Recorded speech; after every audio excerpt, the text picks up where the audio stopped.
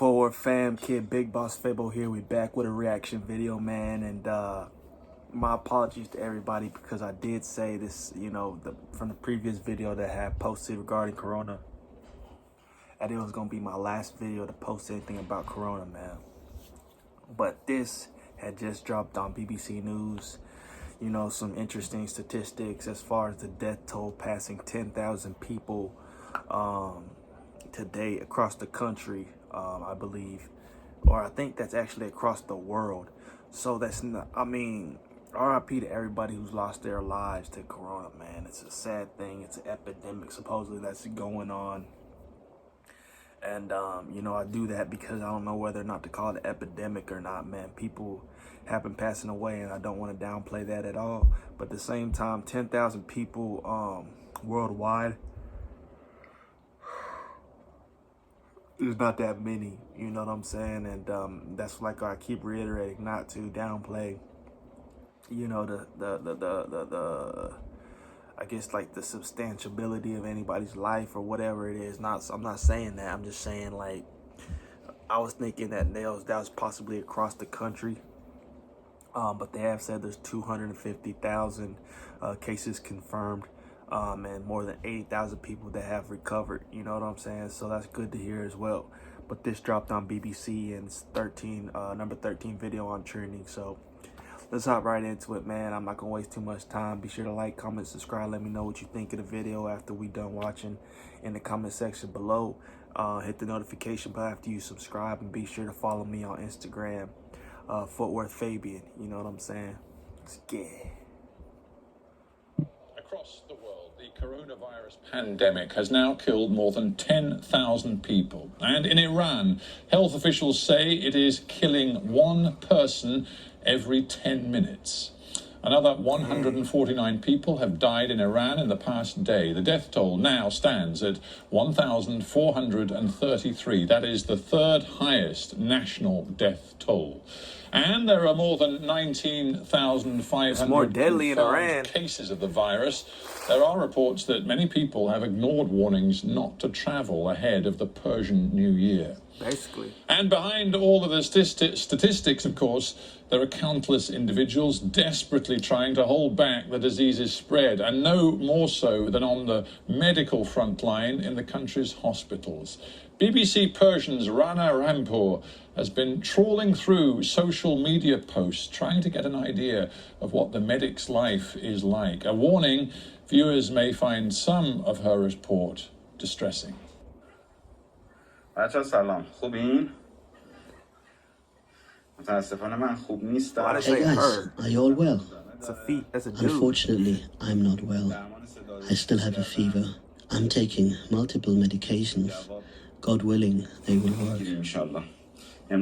2 days after posting this video online, Dr. Mehdi Variji was dead. Dang. This doctor also passed away. She had continued to work even whilst attached to a drip. Dozens of doctors, nurses, and clerical staff have lost their lives battling COVID-19 in Iran. Bro. The government is referring to them as martyrs. To them. It's notoriously difficult to get information out of the country, but across social media, medics tell the same story. Our staff are risking their lives here, and we don't have the equipment. Just look at how unsafe my clothes are. Just regular plastic bags protect these nurses. Others have had to rely on the kindness of strangers. The public has brought us these shields, but we need disinfectants. We need protective clothes. The quality of what we have is worse than disposable clothes. Doctors here, like everywhere else, are having to make life and death decisions. The hospital is more like a gateway to the next world. This is too painful. So many people are dying. Once you get to the intensive care unit, there is no going back. We don't have enough ventilators.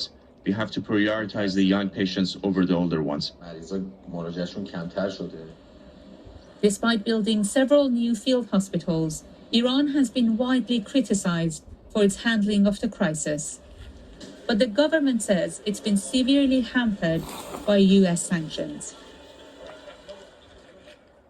They're exhausted and ill-equipped, but they're determined to keep their patients in high spirits. Rana Rahimpour, BBC News. Well, that was Rana's report, and she joins me now via Skype. And Rana, when you take as a whole all of the social media interactions that you've been looking at, does it feel like Iran is at the moment totally ill-equipped to cope with the scale of the crisis they've got? Stephen, it sounds like a lot of help have been sent to Iran, especially help from the World Health Organization. Japan just announced that it's also helping Iran more than $20 million. But the question that many people are asking, especially medical staff, is that why it hasn't reached them, or if it does, it's so slow. We're talking about a very vast country. The coronavirus is now reported in the entire country. All the 31 provinces of the country are battling the coronavirus, and either the process has been too slow or there are other reasons, but according to many of these medics, they haven't received any help yet. Right. Many Iranians, I think it is fair to say, have a deal of distrust about the information they're getting from public officials. We saw officials come out today and give an update on the number of cases and the deaths, which was in itself very depressing and disturbing. But do you think the Iranian people are any closer to trusting what their government is saying? They're not, and most of them believe that these numbers are not accurate. They believe that the numbers are much higher, possibly as close as the deaths in Italy. And the reason is that what we hear from the medics and the radiologists who do the CT scans is that they are seeing many more cases, but because they don't have test kits, they're not simply reporting it. And it's not just the government. The people themselves, because they don't trust the authorities, they're not taking it seriously enough. Today is the Iranian New Year, and we have heard that at least more than 1 million people have traveled internally.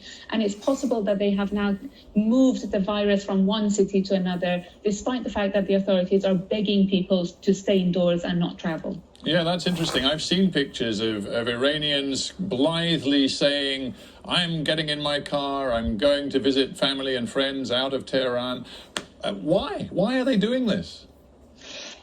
It's interesting because I've been speaking about it with family in Iran and said, why are people not taking it seriously enough? I think there's a historic reason, and there's possibly a religious reason. Many people believe that, it's life and death is in the hands of God. If you're meant to die, you'll die. Otherwise, we're going to survive. And also, Iran has had a lot of volatility in its history. So I was born during Iran-Iraq war, so my generation is used to the idea of possible death. It's not as scary to many other nations. So I think there's a combination of both, and also mistrust of the authorities. It is indeed a complex story, and Rana, we thank you so much for keeping on top of it for us. And of course, we'll bring you all the very latest from Iran and all the other countries which are at the center of this global pandemic. Let's go to the United States now. It is the biggest lockdown yet to be announced in the US. 40 million people in California have been ordered to stay at home to help fight the spread of the coronavirus. In a stark warning, California's governor, Gavin Newsom, said the disease was now forecast to infect more than half of the state's population by May. And it was time, he said, to make some tough decisions. David Willis reports. That's crazy, bro. California is America's most populous state. It's also been identified as one of the main centers of the coronavirus here in the US. Now, the state's governor, Gavin Newsom, is ordering people here to stay at home. We can make decisions to meet moments. And this is a moment we need to make tough decisions. This is a moment where we need some straight talk, and we need to tell people the truth. And there's a recognition of our interdependence that requires of this moment that we direct a statewide order for people to stay at home. That directive goes into force and effect this evening, and we are confident that the people of the state of California will abide by it. The governor calling for $1 billion in federal funding to help cope with that, and for the deployment of a U.S. Navy hospital ship in the port of Los Angeles to provide additional hospital beds. California, it's thought, has 20,000 fewer beds than it may need in order to cope with the effects of this crisis. The announcement came less than an hour after officials in Los Angeles County ordered the closure of all indoor shopping malls and non-essential retail outlets. Gavin Newsom has estimated that more than half of the residents of California could contract the coronavirus over the course of the next 8 weeks. David Willis, BBC News, Los Angeles. Bro. And That's wild to me, the fact that they're predicting this to go throughout May, bro. That's basically a whole month. You know what I'm saying? It's crazy to me, bro. It's crazy to me. But that's California. No other states are taking these drastic measures, bro. Of course, it may unravel. I think New York should, obviously. But Texas ain't doing this. We one of the most populated states as well, man. I don't get it, bro. I don't get it. It's just dumb to me, bro. I ain't got too much to say, man. I've been reacting to too many of these videos, but, you know, RP those who lost their lives. God bless us all, man. You know what I'm saying? We can't do nothing about it, but, you know, take precautions and let the doctors and medicine fight its work, do its work, you know. And prayers, man. Prayers up to everybody. We out.